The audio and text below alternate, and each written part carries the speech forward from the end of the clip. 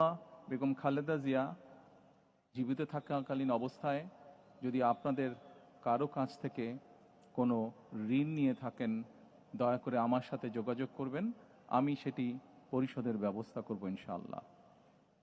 একই সাথে উনি জীবিত থাকাকালীন অবস্থায় ওনার কোনো ব্যবহারে, ওনার কোনো কথায় যদি কেউ আঘাত পেয়ে থাকেন, তাহলে মরহুমার পক্ষ থেকে আমি আপনাদের কাছে ক্ষমা প্রার্থী।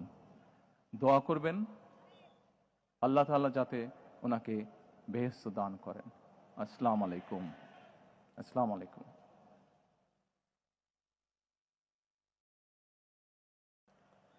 দেশনেত্রী বেগম খালেদা জিয়াকে ভালোবেসে শ্রদ্ধা করে যারা তার জানাজায় সামিল হয়েছেন সেই লাখো ভাই বোনকে জানাই গভীর শ্রদ্ধা।